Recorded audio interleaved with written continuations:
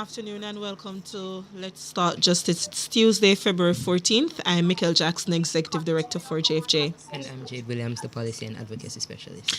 Now, we continue our conversation, Jade and listeners, because we do celebrate Black History Month. We celebrate Black History every day of the year. Yes. But certainly we're leveraging the fact that Black History Month. we commemorate, yes. Difference in languages. Yes. All right, so we continue the conversation, and today we're going to be focusing on one of my personal favorite national heroes. Yes. That has contributed tremendously to Jamaica's development, and what I would say is a far-reaching thinker that also influenced Martin Luther King Jr. in the United States. So Yes. Marcus Mosiah Garvey, and by the way, just a little bit of trivia. Marcus's house, Mr. Garvey's house, is just up the road from where I grew up, Gully Road in St. Anne's Bay. Okay. So my bond very, very good. Okay, I see you like to bring proximity to greatness here. Absolutely. The family said that we're related somehow. I don't believe that part of the history, but that's what they say. But again, welcome so much.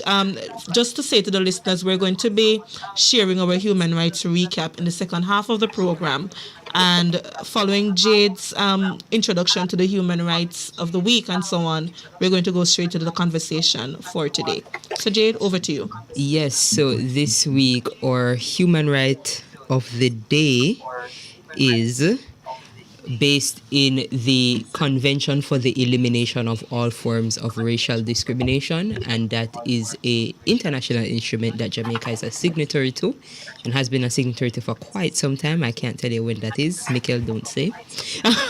So we are looking at Article 2 today, and it states that state parties, as a signatory to this instrument, have a responsibility to condemn racial discrimination, and as a part of that condemnation, to ensure that it is promoting understanding amongst all races and take effective measures to review governmental, national, and local policies and amend, rescind, and nullify any laws that have the effect of creating or perpetuating racial discrimination wherever it exists.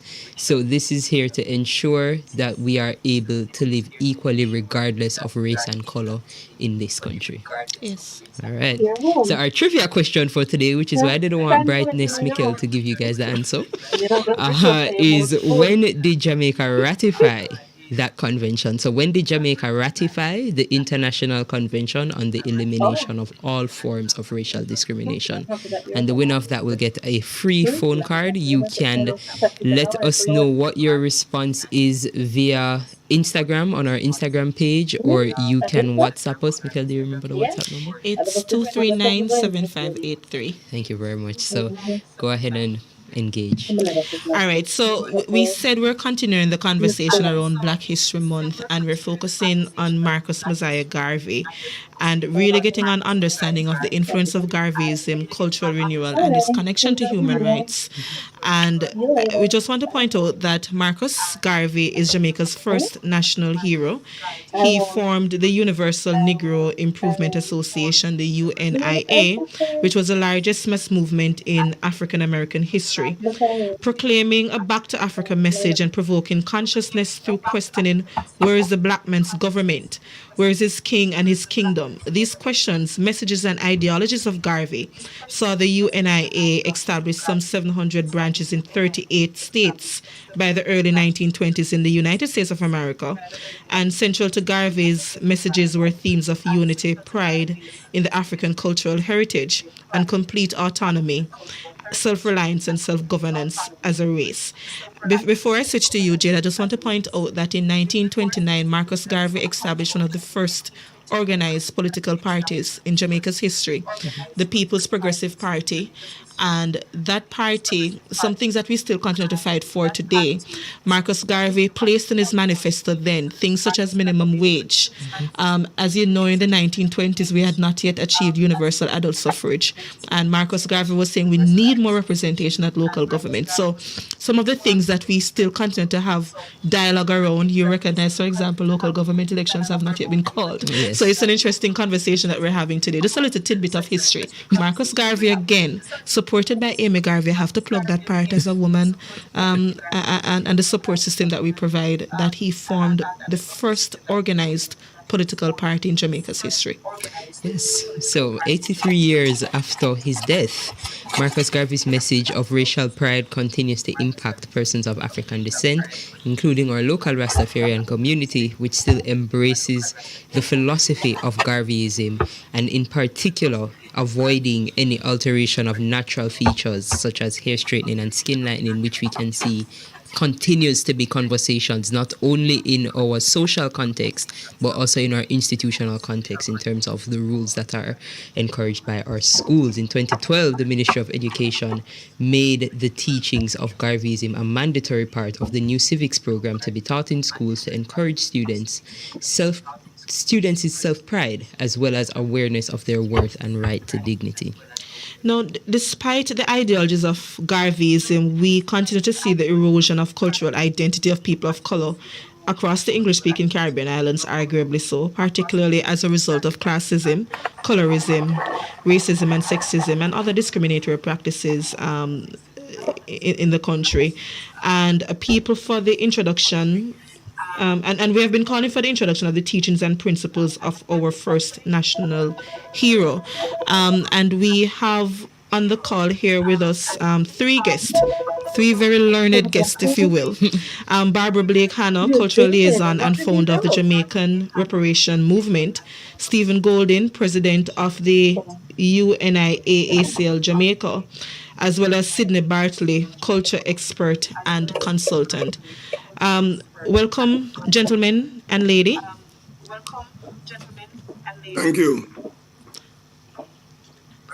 All right, we have all three guests on the call.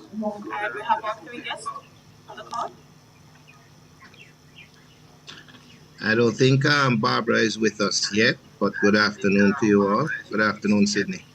Hey, Stephen. All right, thank you so much for joining us. We really appreciate it. So let me start with you, Mr. Golding. From where you sit, what is the importance of Garveyism being the first national hero, as well as his ideologies continue to be taught in the Jamaican society? What is the significance of Garveyism in that regard? Let's make sure that people understand what you mean when you say Garveyism. Garveyism is just another term for Pan-Africanism. And Pan-Africanism, as it is defined, is understanding that or accepting the philosophy that the past, present, and future of all Africans and African descendants around the world are linked together. And so in order for us to achieve and to progress in the way that we need to overcome the obstacles of our past, we need to do so together and in a spirit of unity. Marcus Garvey expressed that. He was not the first to express that, but he certainly was one of the best to express it, which was reflected in the fact that the UNIA to date is still the largest mass movement of people ever put together. Garvey coined his mission as African redemption, to restore value not only to African people but to the African continent, and as he put it, to create an African empire strong enough to protect its people all over the world. So if you're asking me what the significance of that is, apart from the fact that we have not fully achieved that, and part of the reason we have not achieved that is because for a long time after Garvey's death, there was a big smear campaign against him, even while he was living. Even many Jamaicans in the past used to wrongly accuse him, as the Federal Bureau of Investigation did in the United States, of being a con man or of being a hustler or being a thief. When in fact he rightfully was our first national hero, and before he was our first national hero, is one of the first black icons of the 20th century, whose name was known on all continents, and whose movement, I heard you mention the 700 plus chapters of the UNIA in the United States alone, but you know, the country with the most UNIA chapters was Cuba. And overall, there were over 1,000 divisions reaching as far as to the Australian continent. Garvey's organizations on the continent too also went a long way in achieving African independence. The African National Congress itself is a descendant of the UNIA and the work of Garveyites in Azania or in South Africa at the time. So rightfully so, he is our first national hero, but he belongs to the world, and his philosophy has inspired African people for multiple generations. Even in the recent Black Lives Matter, we saw the flag that Garvey gave to the race, the red, black, and green, flying high, not only in the cities of the United States, but in Europe and in London when they were toppling the statues of slave masters. Yes. And I don't know how many Jamaican students know that flag was created by Marcus Garvey, given to the race at the first International Convention of the Negro Peoples of the World in 1920, as one of the declarations that the colors red, black, and green shall be the colors of our race. One of those declarations also was to declare August 31st an international holiday for the Negro race, and that came to fruition in 2021 when the United Nations itself declared it the International Day for People of African Descent. So Garvey's teachings and his works continue to reverberate even now into the 21st century, despite the efforts of some to downplay, to criticize, to ridicule, to smear, to tear down Yes. his legacy. Before we take the break, thank you so much for that. Our listeners have been sending us WhatsApp message because, as you know, we're a human rights organization, and some of them couldn't readily appreciate why we're focusing on celebrating the contribution of Marcus Garvey and its connection to human rights and how Garvey himself would have, Shame on them. Sorry? Garvey was one, shame on them Yes. for saying that. It reveals their own ignorance. Absolutely. Garvey was one of the first champions of human rights. In fact, through the UNIA, Garvey lifted the issue of the rights of black people in the world from the level of a civil rights issue that is contained within any particular nationality. For example, the United States of America, where he lived for some time. Yes, pause that thought for me, though, Mr. Gordon. Let us take the break and then you finish it for me, because I really want you to drive home that connection for our listeners, please. We take the break. Bridge 99 FM, curating Caribbean content. The future of advertising to the diaspora and Caribbean markets resides only on the bridge. Get on now. 876-669-5000. Chasing purpose is a journey of self-love, self-development, healing, and spirituality. Our talk show aims to empower, inspire, and uplift through thought-provoking conversations. Guided by our 4 pillars: nurturing faith, setting intentions, pursuing aspirations, all while we are living boldly. Every time I feel can't do no different. Swear me out for win. Won't you join us Wednesday, 10 a.m. to midday for Chasing Purpose, where we sow seeds others will benefit from.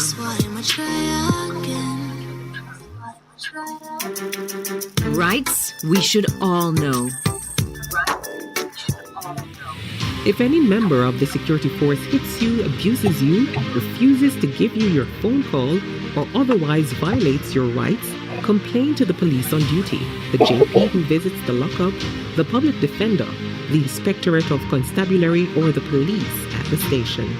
With every right, there is a responsibility.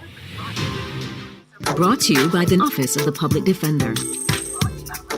No borders, no boundaries, just the sound of good music.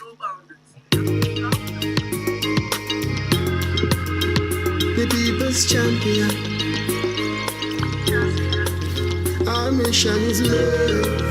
Our vision is love. Jamaicans for justice. The people's champion. Welcome back to Let's Talk Justice. Today we are following our Black History Month theme and talking about Garveyism, cultural renewal, and human rights, we are joined by Stephen Golding, Sydney Bartlett, and recently joined by Barbara Blake Hanna in the break. Sydney Bartley. Yes, sorry. My apologies. Yeah, so when we left for the break, Mr. Golding, you were giving us a very poignant history lesson on Garvey, and you were mentioning now the connection between human rights and Garveyism. So if you could just continue on that train of thought for us.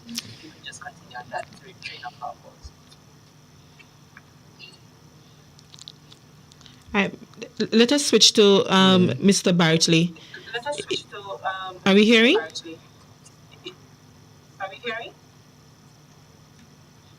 Mr. Bartley, are you hearing us? I think we're having some technical issues. Having a issue with the connection. You're hearing me? I'm hearing Stephen. I'm hearing you all. Okay. Okay. So if we could then, Mr. Golding, if you could just finish the thought in about a minute for us in terms of the connection with human rights, and then we switch to Mr. Bartley. Yeah, I was simply saying that Garvey was one of the first to elevate the issue of the rights of black people from a civil rights issue in a particular country to a human rights issue on a global level.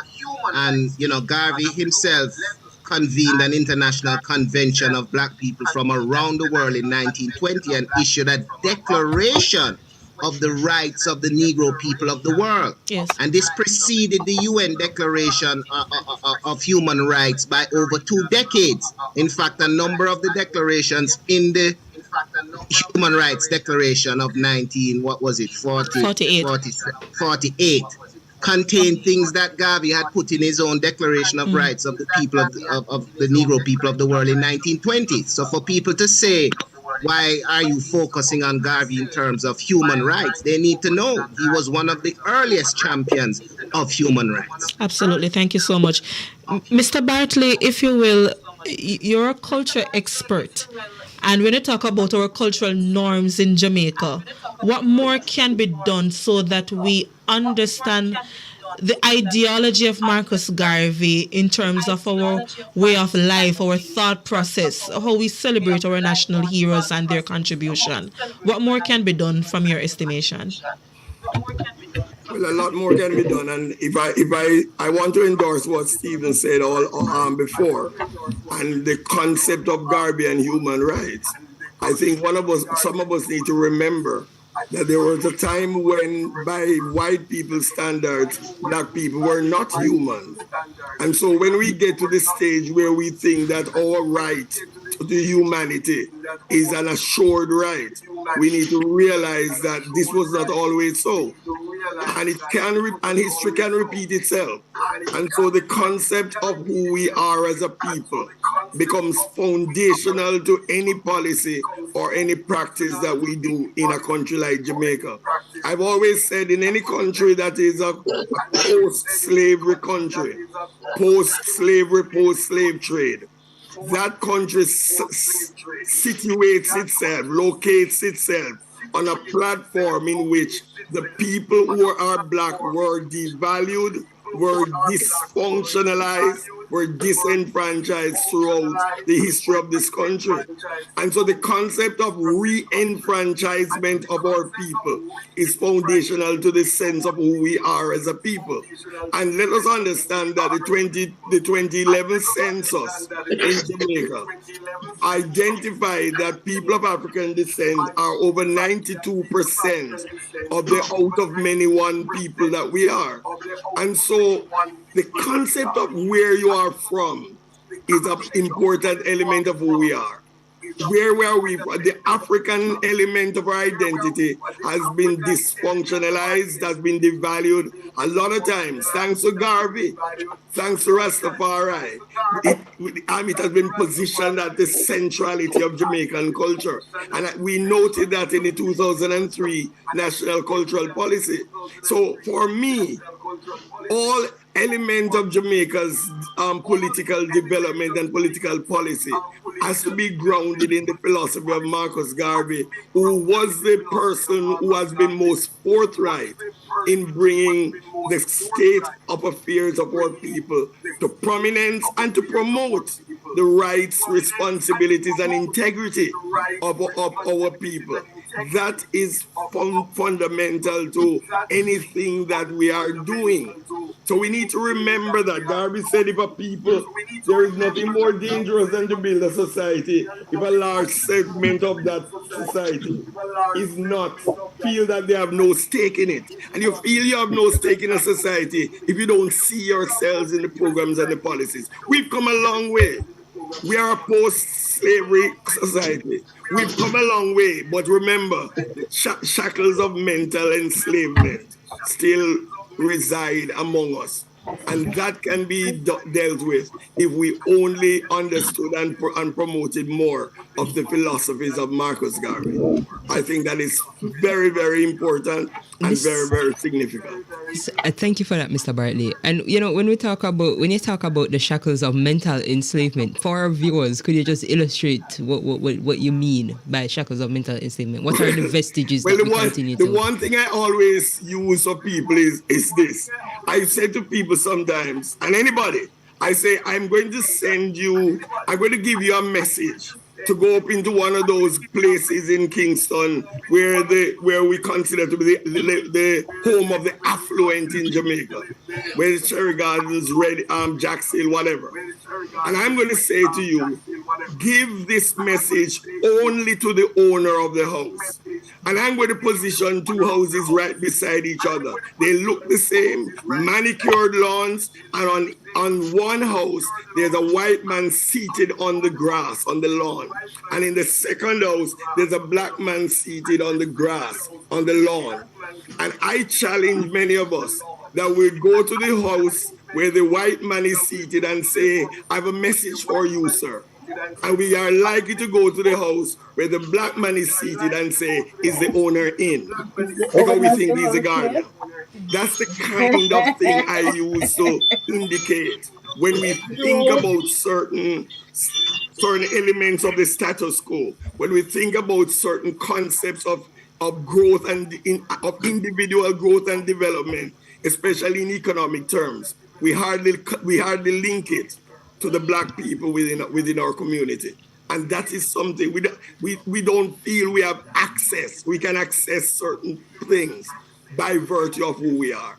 And that is a thing that we need to get rid of, because Jamaicans have shown at any rate that we are able, with Garvey leading the way, we are able to achieve a lot more than people thought we could. We have built a diaspora all over the world that is looked upon by the world. And I am one of those who says that Martin Luther King could dream.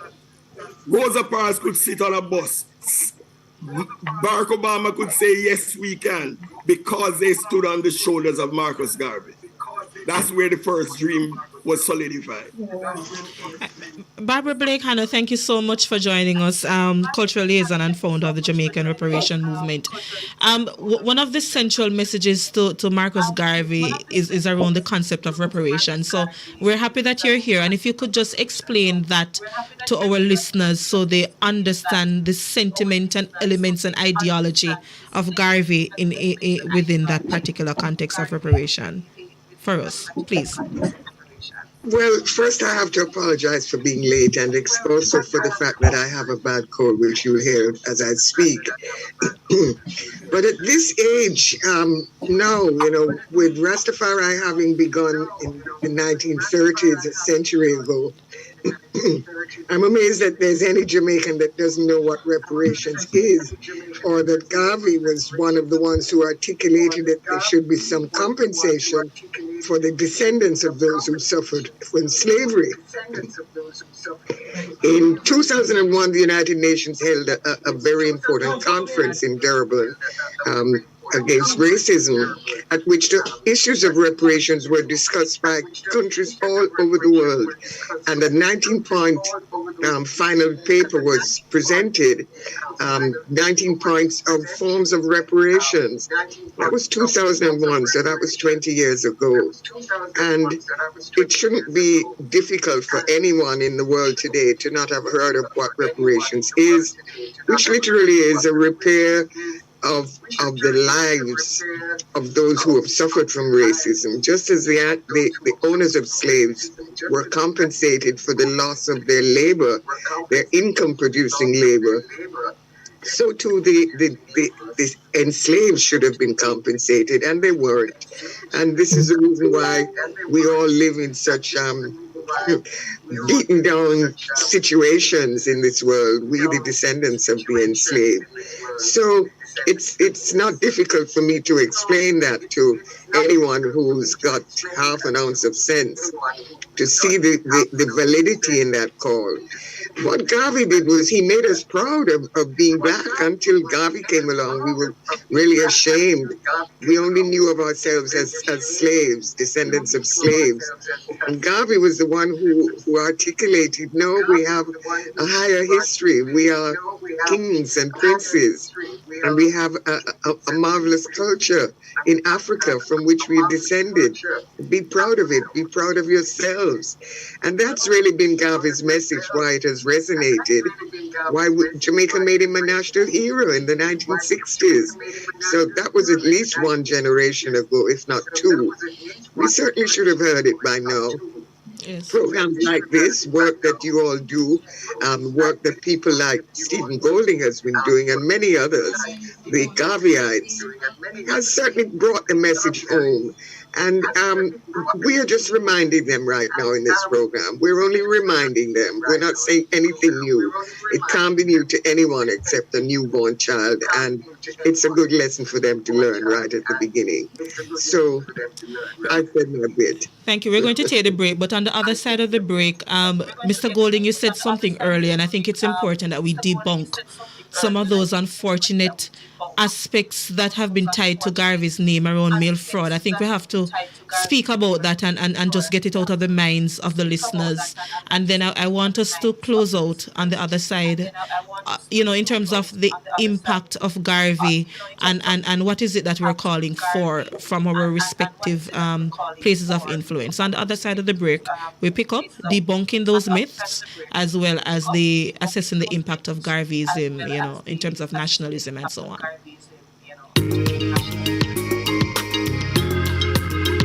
The people's champion. Our mission is love. We still a do it big, big, big. KFC still a do it big. KFC Big Deal. The time by KFC Big Deal is 1:30. Your destination to Jamaica's music, culture, and vibes. The Bridge, 99 FM. I put it down on the wrong one. Hold up, wait a minute. 6. On the Bridge? Every Tuesday at 10 p.m. We talk about the forbidden, the inevitable, the truth. Nothing is untouched. It's live with me, dancehall queen Carlene. Download the Bridge app, be on the 99, and tune in this Tuesday after dark. The conversation is intellectual and maybe tantric, but always entertaining as we hear from the expert and you. SOD, this Tuesday at 10 p.m. Yeah, this is Angie from Gardertown. In the square, right at Miss Lou's statue. Come check out Kentucky Drinking Salon with the top chef liquor them. See them like how you see the Bridge, 99 FM to the world.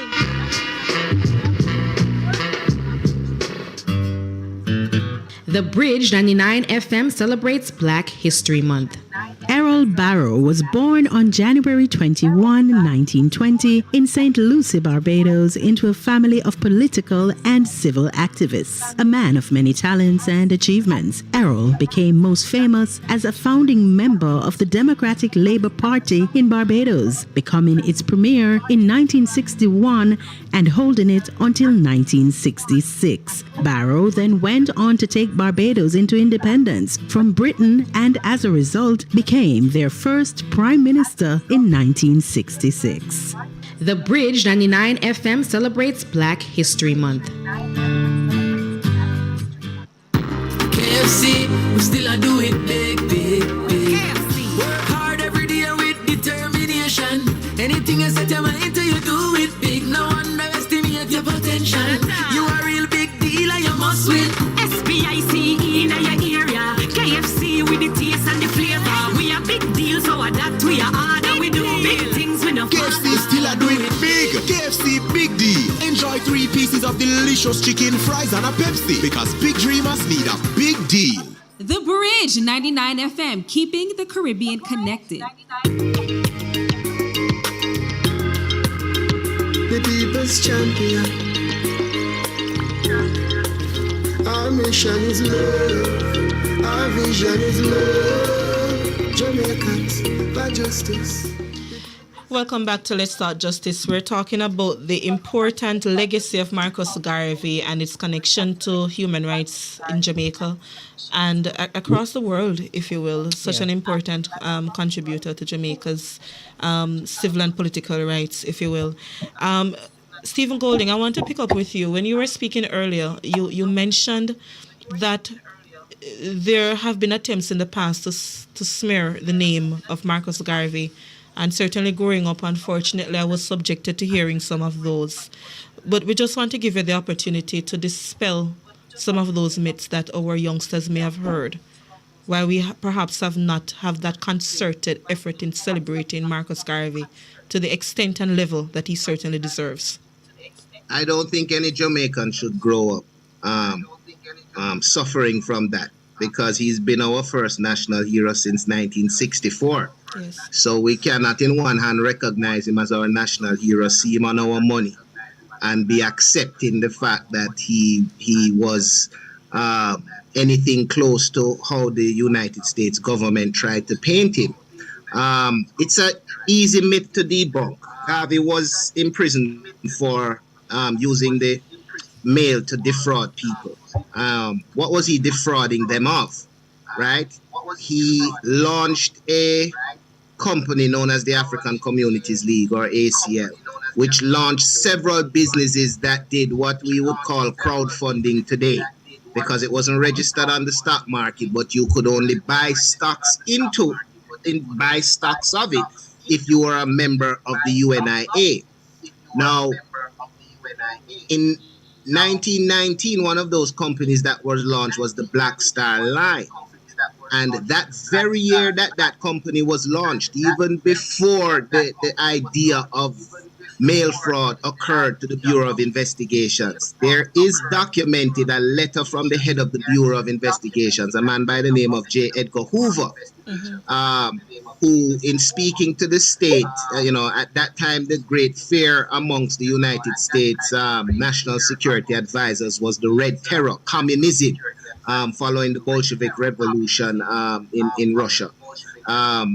Hoover wrote a letter saying that, he was concerned about these Negro agitators. Chief among them was Marcus Garvey, and that they had not yet found a reason to arrest or deport him as an unwanted alien. But they would continue to monitor him. So it shows that even before they brought charges against Garvey, they were looking for a reason to hem him up and to get him out of the country. And if you study the case of mail fraud, Garvey was put on trial with 4 other people. He was the only one convicted, and he received the maximum sentence of 5 years. But yet within 2 3/4 years, he was pardoned by the US President Calvin Coolidge. So it really was just a ploy to get Marcus Garvey out of the United States because of the success he was having in arousing the consciousness of Black people, and secondly, in building wealth within the Black community. So for any Jamaican to take up that fabricated story that was fabricated by the Bureau of Investigation, they're not doing themselves justice or any service as a Jamaican, because he is still our first national hero, and he to get that title, you would have had to have demonstrated great apathy for the Jamaican people and had to have struggled and sacrificed within your own life, right? And that is demonstrated in the fact that you could only buy stocks in the Black Star Line if you were a UNIA member. And Marcus Garvey was one of the largest stockholders in the Black Star Line. So if he was defrauding anybody, as they claimed he was, he would have been mostly defrauding himself, right? Very well said. And you made a statement about arousing social consciousness. Yes. I remember my own son, he said that it was a Garvey alphabet song, I think, done by Heidel. Done by me when I know, I was going there. I was going there. So I'm not sure if you can just quickly. Your son went to Heidel? Yes, for 2 years. And he had that song singing to me every night. You need to give a testimony of what the teaching of Garveyism can do for young Jamaican students. I hope you saw a difference at home. Yes, and I'm one of those parents. My son is very well versed on our history and appreciate it. So I don't know if you can sing a few lines from the song for us. Well, I think what he might have been telling you about was some of our Garvey nursery rhymes. We had a project with Heidel where we dissected some of the nursery rhymes that we have been passing on from generation to generation. Looking at their origins and what was embedded in the lyrics, and a lot of them reflected European history, much of which came at a time when Europeans weren't being very nice to our ancestors and people of African descent. So we took some of those and remixed it. So things like Jack Be Nimble, Jack Be Quick, which was about a notorious pirate who kept escaping from the London Tower. We changed that into,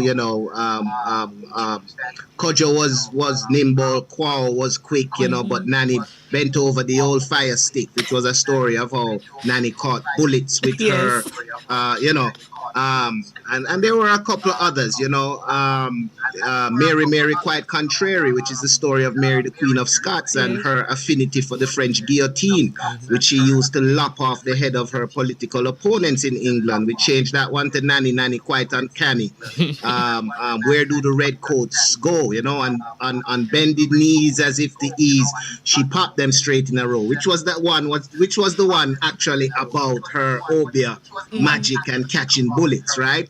Somebody broke down that story to me and simply said Nanny had a pistol in between her legs and she fired on these red coats without revealing the pistol, and that's how the story about bullets and her rear came to be, So we find there's real history in these stories. But if we keep passing on these nursery rhymes, London Bridge is falling down, there's nothing uplifting and inspiring to teach young Jamaicans. It's better we make a nursery rhyme about Flatbridge, right? So that they can relate to their own culture. And this, in essence, is Garveyism.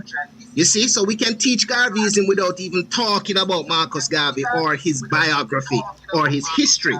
Garveyism is infusing our African culture, our real story, into our educational curriculum. So in Garveyism, we don't teach about Pythagoras, we teach about Imhotep.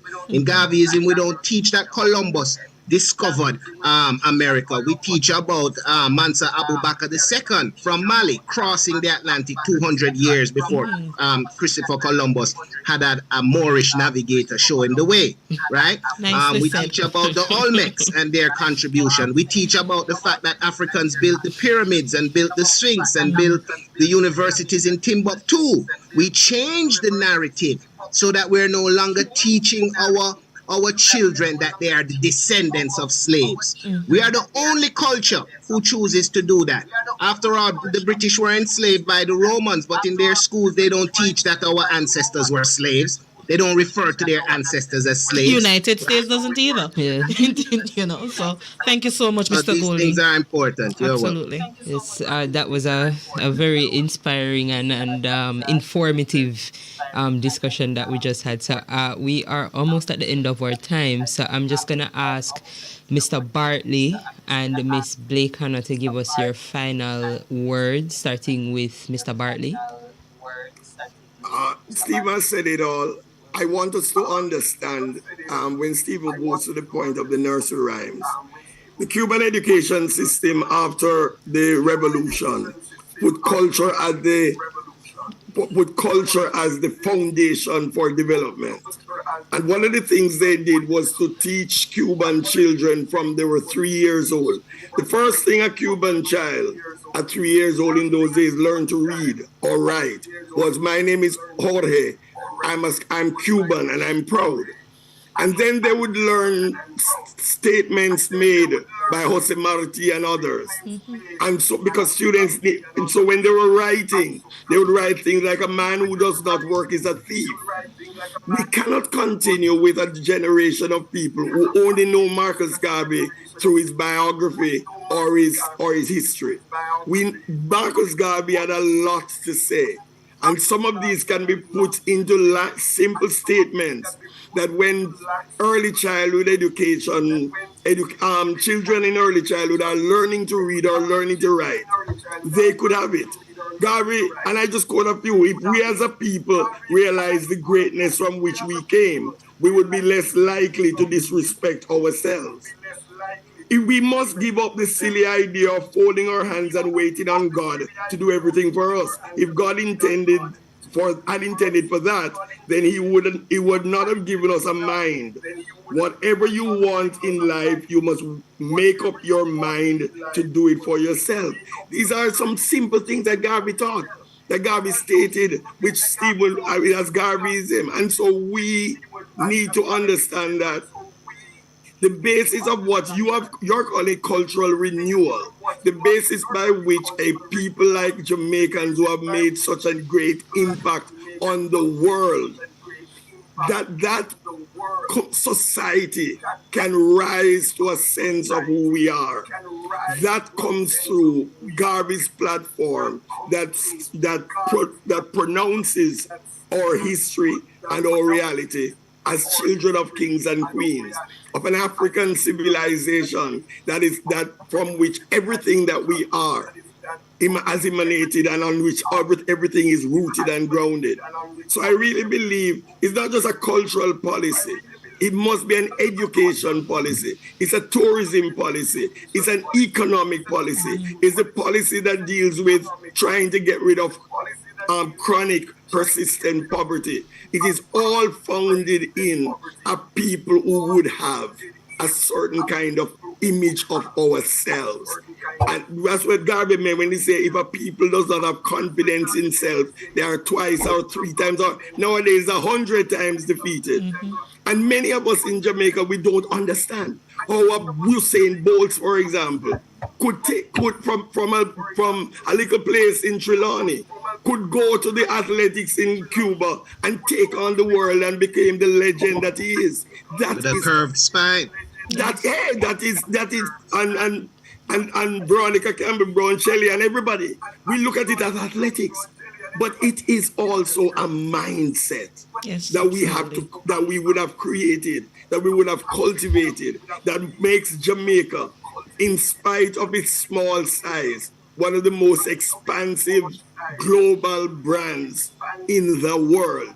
And the only time that Jamaica and Jamaicans will have that pride in self is when Garvey's philosophies and teaching are taught. Thank you so much, gentlemen. Promoted. And let me just close by saying, I just have to congratulate Mr. Grange, because every time she speaks, almost every time, she tries to use something from Marcus Garvey. Sometimes our people, when we are quoting things, we quote Americans, we quote as if Jamaicans have not said anything. We need to revisit and reset our minds to look at what we as a people have developed. We as a people have developed. Thank you so much. Very educational. We really appreciate it. Stephen Golden, President of UNIA ACL Jamaica, and Sydney Barton. Yes? If I could just make a point before you cut us off, in response to two things you said earlier, when you asked Sid to demonstrate mental slavery, there was decades ago the black doll test, where they would take a black doll and a white doll, put before a black child and ask them, which is the pretty one, which is the good one, right? You ask yourself, if that test was done today, how different the responses would be, and you may be afraid to answer. as it regards Garvey as a forerunner in the reparation movement, I would tell people to look up the Declaration of Rights of the Negro Peoples of the World. If you have his book, The Philosophy and Opinions of Garvey, it is on page 136. Or if you're online, just Google the Declaration of Rights of the Negro Peoples of the World, 1920, to see Garvey in the light of a human rights champion. At Madison Square Garden in US. Yes, the producers are going to send me something. But thank you so much. We really appreciate it. The wrong thing you can do with Garvey in half an hour. Very educational and entertaining at the same time. Yes. Again, Stephen Golden and Sidney Bartley. Thank you so much. We take the break. The Bridge, 99 FM, the Caribbean's cultural capital. We can go now, right? Hi, Yes, I'm Ronald please, Flint, and I'm the host of The Public Eye and The Open Mind on The Bridge 99 and Irie Jam in the tri-state area. This program will tell you the truth about life back a yard. Fair, open talk, no gossip, no slander. We want to listen to your concerns, also want to help you with your problems in JA. We at The Bridge rate you and affirm our oneness as citizens of this blessed land we love. So join us now on Wednesdays on The Bridge, crossing the waters, linking Jamaicans and Jamaican lovers everywhere. Big up the Bridge 99 FM. Imagine your advertising dollar reaching your Caribbean and diaspora target beyond borders in a single rotation. It happens only on The Bridge. Call now to advertise 876-669-5000. Rights we should all know. Know your rights. Protect and preserve your rights. Protect and preserve your children's rights, your family's rights, and the rights of others. Do not break the law. Doing so is to compromise and possibly give away some of your rights. With every right, there is a responsibility. Brought to you by the Office of the Public Defender. It's Jamaican, it's Caribbean, to the world on The Bridge 99 FM. You heard? The people's champion. Our mission is love. Our vision is love. Jamaicans. Welcome back to Let's Talk Justice. Today we would have had a discussion about Garveyism. We switched up the show format a little bit, and we would have moved our Human Rights of the Week discussion to the end of the show, so to this portion. But we are still taking calls if you are interested in participating at 676-4996. So, Mikkel? So I want to start out by mentioning two things as we talk about recap, and I think we can merge them. So we are aware that Parliament, it's having its reopening today, if you will, Tuesday, February 14th. So we saw the full scale of the march happening for those who were paying attention earlier, with the leader of the opposition and the Prime Minister of Jamaica, Andrew Holness, marching to Parliament.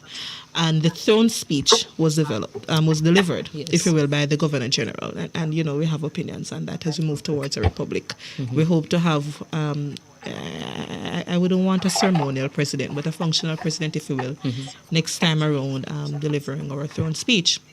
But we just want to point out that the throne speech was delivered today, and there were certain policy and legislative agenda that was articulated by the Governor General that outlined what Parliament will be focusing on for the year. And I think Minister of Finance, Dr. Nigel Clark, will be tabling the budget, right?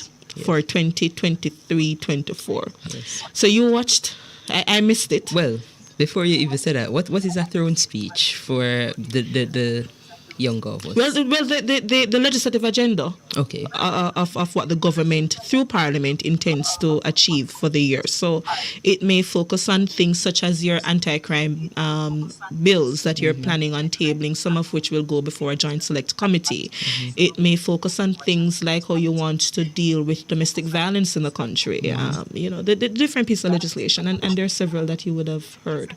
Yes. So I would have been able to take So just to say, in simple things, it's a work plan for the parliamentarians. Yes. in simple language, what you are going to do for the year, what you're telling the Jamaican people that you're going to be achieving, and then how much money you're going to spend to achieve all of those activities. Right? Simple enough? Yes. Okay. Yes, I think so. So we would have heard some key points. Couple of them I will highlight. Firstly, welcoming the long-promised amendment of the domestic violence legislation. The intention, based on what the Governor General's comments were today, is to have consultation with the Ministry of National Security, which we also welcome, as we would have said in our submission regarding the Firearms Act, the new Firearms Act. That we saw that there was additional consideration for persons implicated in domestic violence related offenses prior. So for example, if you have been charged or convicted with a firearm offense, then with a domestic violence offense rather, then you stand the chance of not receiving a firearm by the firearm licensing authority, or you may very well have your firearm rescinded, your permit rescinded. Absolutely. And I think that will be integrated into the proposed revised Domestic Violence Act. Yes. And there are other things that I think they may be considering via that connection with Ministry of National Security in terms of the police response to domestic violence. Yes, absolutely. And so on. So we are encouraged by this, and we look forward to hearing further developments about what actually comes out of that. So aside that domestic violence, anything else when you talk about rape-related laws in the country? Anything around Sexual Offences Act? So I didn't, the Governor General did not mention any of the related legislation. So he didn't mention the Sexual Offences Act or the Offences Against the Person Act. I think we would have heard some disjointed statements from other parliamentarians in other forums indicating their intention at looking at those pieces of legislation. But as far as the throne speech legislative agenda, those weren't discussed. What was discussed and what I can accept as a good indication was an intention to have an amendment act to the Child Care and Protection Act. So that is being developed. Did they give an indication of what that entails? No. And why it's an amendment rather than an overhaul of that Child Care and Protection Act? Not at that time, but it was mentioned in relation to the government's commitment to continued and increased protection of children. So I look forward to seeing what that looks like. I hope that there would be consideration for some of the points that would have been made in the consultation that was done on those joint pieces of those legislation that was a joint committee back in, I think it was 2014 or 2015 thereabouts. Well, the Child Care and Protection Act, I think it was among the same, when persons made the submission, it was in 2018, that final report. Right. Around the Sexual Offences Act, which is why I was quite keen in whether or not they had spoken about it, because the matter of domestic violence is one thing, but you're talking about intimate partner violence and, the rape laws and how protective they are and so on. So yes. Yeah. So some other areas. So nothing around the National Human Rights Institute, Jade? I'm being cheeky. No, there was no mention of it. There was no mention of the NHRI during the throne speech, and that's all I can say on that, Michael. I'm not going to play into your hand.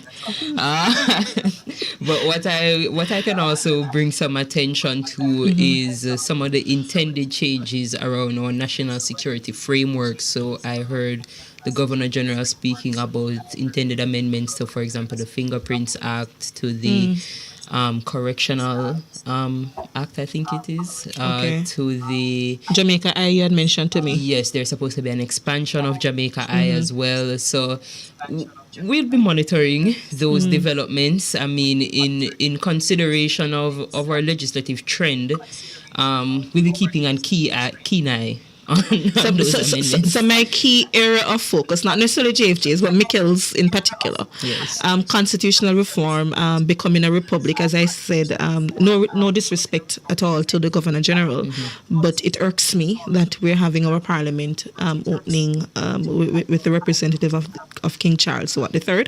Yes, and that was clearly stated, as you know, is required. And our legislation, when they're written, it's paying homage to the United Kingdom. So those things I don't find favor with. Yes. So did the Parliament or through the Governor General mention anything about the Republic? For example, was Caribbean Court of Justice, the CCJ, mentioned at all? No. So what was mentioned is our intention to move towards a republic through the effort of the Ministry of Legal. So just the Republic, Affairs. just nothing around CCJ? No, not at this time. That was not mentioned at all. So I like I said, we look forward to seeing how quickly some of these developments come forth. So I put on back my JFJ hat now. Yes. That was a Mikkel hat just now. Okay. So I think from a JFJ standpoint, as you rightly outlined, Jade, there were several things that we do welcome. It's one of those things, unfortunately, where we have heard it before, but I think Domestic Violence Act within the context of the throne speech, I don't remember it being said. It has been uttered by parliamentarians, certainly through their Twitter accounts in particular. And I think, to be fair to Minister Green, she has done a remarkable job in some instances with the sexual harassment legislation. So I think it's for the wider Parliament to be brave, which is my disappointment around Sexual Offences Act not being spoken of. We need parliamentarians to be brave, stop focusing on homosexuality rather than removing the buggery law so that our men and boys can get access to justice if they are raped. Yes. Right? So those are the things that I would have hoped the National Human Rights Institute and certainly conversations around the CCJ. Right? So yes. Well, I don't want to. Well, we are at the end of our time. Wow. I just wanted to mention one or two other important stories that we would have heard in the week. Sending you have 10 seconds. Oh, okay. So just sending our strength to the alleged victim at the University of the West Indies. That story, as an organization that commits to gender-based violence and fighting gender-based violence, was quite appalling for us. So we are welcoming the fact that there will be some support provided to that student, and we hope that those persons affected by GBV will reach out to JFJ. And JFJ, we're making some attempts to go to the university. Yes, and to do some public education and support. So we would update those of you interested on that in our social media pages when there's an update. So 5 seconds, Jade, your trivia win. Okay, so apparently this week we have 2 winners, simultaneous winners. Oh, really? So in the interest of time, I'm gonna ask that our social media person just reach out to the winners and let them know that they have won. But the date of the answer to the trivia is August 14th, June 4th, 1971. My apologies. So thank you for joining us. I am Jade Williams. I'm Mikkel Jackson, and we will see you next week. The people's champion. Our mission is love. Our vision is love. Jamaicans for justice. The people's champion. Justice for all. Justice under the law. Justice, Jamaica demand. Right to life, right to liberty. Justice for all. Justice under the law. Justice, the people demand. Right to life and security. Oh, what a job. Oh, what a peace. How great this country could be. Respecting your rights. Respecting human rights. What a wonderful nation this could be. Out of many we are one in a Jamaica. Make it a better place for the boys and girls. Created equal by the creator. For equal rights and opportunities. No to unlawful detention and police brutalization. class, gender, race, or religion. We not tolerate discrimination. Justice, justice for all. Justice under the law. Justice, Jamaica demand. Right to life, right to live.